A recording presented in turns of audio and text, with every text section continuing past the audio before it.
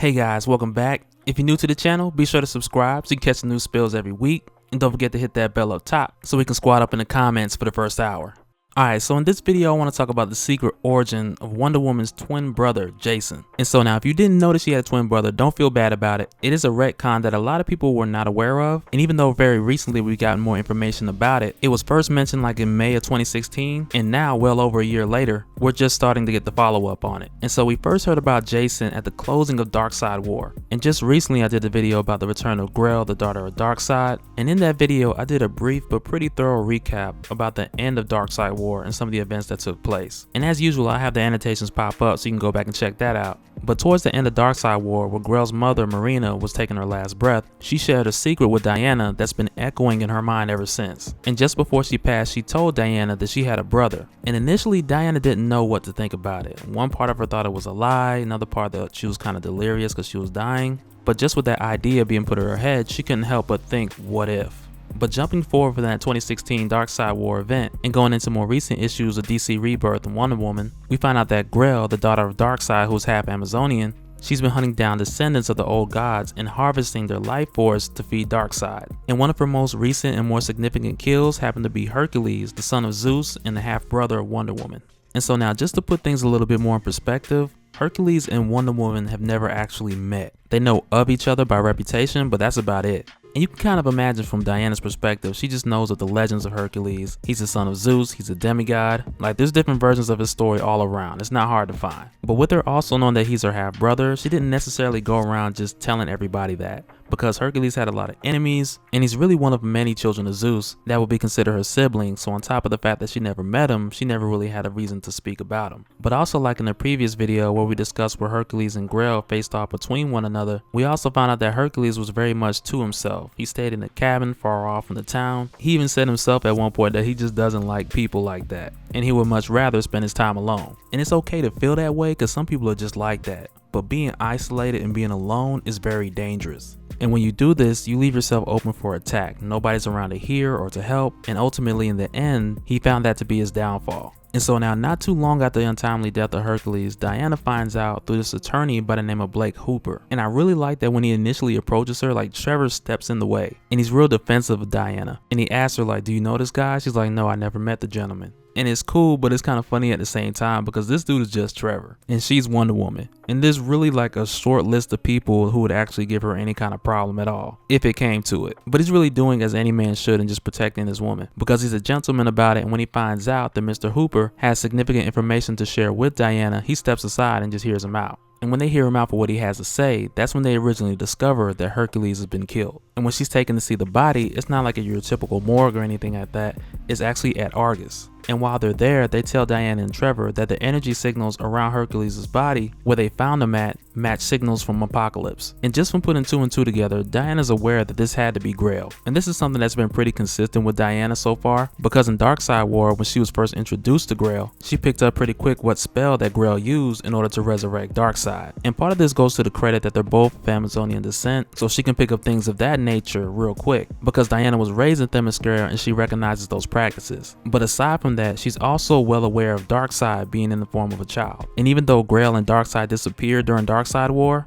Batman, before he disappeared, revealed the Darkseid baby to both Diana and Clark. And with her seeing this and being aware of Darkseid's origin, and Bruce also telling them that Grail will soon be looking for Darkseid, because Bruce just snatched him up real quick. But with her knowing all this, it makes it pretty clear to her that Grail, also being a capable fighter, that she's the one person who will be carrying all this out. But on top of that, ever since Darkseid War, Argus has been monitoring energy spikes that match those that come from Apocalypse and investigating those around the globe. And if you guys remember the last video where I mentioned that Argus had also tracked down Grail, this is also the explanation to how they found her. And we really don't know if they can only trace her when she uses her Omega beams, or if they're solely just picking up the energy between her and Darkseid. I tend to think the prior, because the only times that they have shown up on Grail is after she's made a kill, or after she found a cabin for her and Darkseid to hide out in, and she did that by taking out the owners of that cabin and their entire staff. And I think it's more likely that that's what's giving her away prior to the kills that she's done in order to feed Darkseid. But back over at Argus, Diana and Trevor are also shown that Hercules wasn't the only victim, let alone the first victim. And with all the other bodies that they found that similar signature around them as well. And my assumption with this is the things that give up her location is whether she uses her Omega beams, when she uses the mother box to drain the life energy of one of the demigods, or anytime that she feeds Darkseid. Because from the way they explain it, they don't constantly have her location. But rather than knowing her location at all times,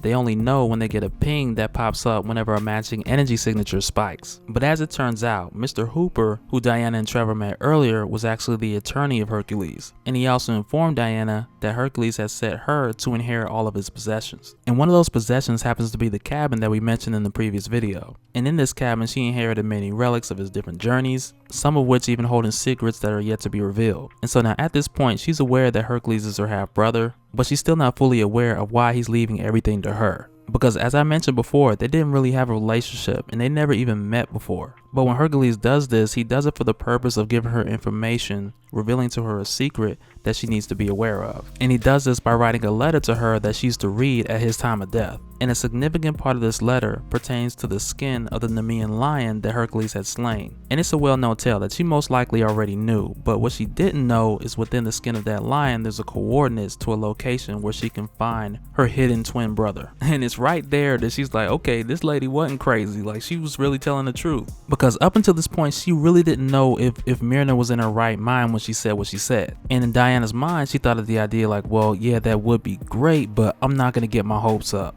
But she follows the hidden coordinates that she was given and they take her right to him. And you gotta understand, like for Diana, this is huge because even though Zeus has plenty of children scattered around the earth, Jason is different because he's of her flesh and blood. And not only a child of the same mother, but more than that, he's her twin. And when she sees him, she really just turns into a little kid. Because prior to leaving the island of Themyscira, she's always been raised to be a warrior. Then when she finally left the island because of Trevor, she got a taste of what it's like to be in love with someone. But still, all her life, she's never got a true taste of what it's like to have family. To truly have a sibling that's a reflection of you. But getting into Jason's origin, it's kind of funny because that night that they were born, there was a lot of tiptoeing in Themyscira. You had Marina on one hand sneaking away with a baby and 2 dead bodies. And then you had Jason over here who was secretly getting handed off to Glaucus. It was just a lot going on that night. But something that's real important to point out is why Hippolyta had chosen Glaucus to raise Jason in the first place. And the crazy thing is she reached out to Glaucus at the early stages of her pregnancy because she knew ahead of time what was to come. And at that point in time, she only knew of Glaucus by his reputation alone. And he was really like your perfect match because he's immortal, but he's not a god. And he lives a very low-key lifestyle. And those were the exact things that Hippolyta was looking for. And because they both knew at some point in time that Jason would start to have these abilities, and he would need somebody who was meek and wise to lead him, mainly to keep him safe and low-key from Hera, the wife of Zeus, because she's liable to attack any of Zeus's children just out of sheer spite. But Glaucus was perfect for this task because whenever he seen Jason wilding out, he'd just be like, hold on, don't do that. And really just teach him the importance of keeping everything low-key. And so Glaucus was a fisherman, he wasn't a warrior by any means. And his story is that he's an immortal sailor of the seas. He was once mortal, so he helped save others who are shipwrecked and stuff like that. But he really has no great tales of battles like someone like, say, Hercules. But being that he and Hercules are friends, he told Hercules about Jason, and shortly thereafter, Hercules would pop up from time to time and just teach Jason and train him to fight. And naturally, Jason's weapon was a spear. Like, that quickly became his weapon of choice. And Hercules didn't try to make Jason fight like him. He really just found his strengths, and from there he trained Jason to use those to his advantage. But as far as like his whole abilities run down and what he's capable of doing, from what we know so far is he has virtually the same powers as Wonder Woman. They both can fly, they both have super strength, him possibly not as strong as Wonder Woman, but very possibly on par as far as speed. But as Jason mentioned, there's also things that one can do that the other can't. Like for instance, Jason can control the air and guide the water, and a lot of that's really a direct inheritance from Zeus, but that's really all that we're aware that he can do at this point. And so now while Diana and Jason are talking and they're kind of catching up on each other's past, Diana also seizes this urgent opportunity to warn her brother about Grail, who's going around and killing the children of the old gods. And then out of the blue, Jason's like, well, okay, I guess it's the appointed time. And when he says that, we find out that this whole thing has been a trap. He just wanted to lure Wonder Woman away from the shore and get her on this deserted island so that Grail could make her attack. And this whole plan catches Wonder Woman off guard, like completely, like not in a million years she would have never guessed this. Like this is her only true blood brother,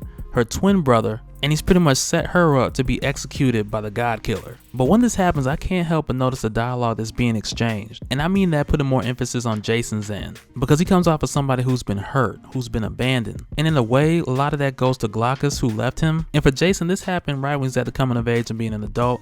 But with Glock is saying that he will return periodically, Jason was always waiting for him to come back, but he never did. But in this battle on the Smile Island, I can't help but think of the moment when Wonder Woman picked up Grail by the neck and chokeslammed her into a side of the island that broke and separated it, knocking that piece of the island down into the ocean. Like, it was crazy. But as soon as Diana had did this, Jason attacked Diana by literally becoming a tsunami. At this point, not just controlling the water, but becoming one with it. Pretty much new power alert. But when he does this, it knocks Wonder Woman to the ground, giving Grail the opportunity to pin Diana to the rocks. But that'll do it for this one, guys. We still have yet to find out if Jason is really betraying Diana or if he has something up his sleeve as well. And I'm gonna just say, I really hope he does have something up his sleeve, because if he don't, that's pretty messed up. But let me know you guys' thoughts down in the comments. If you enjoyed the video, smash that like button, and I'll catch you guys on the next one. Alright, later.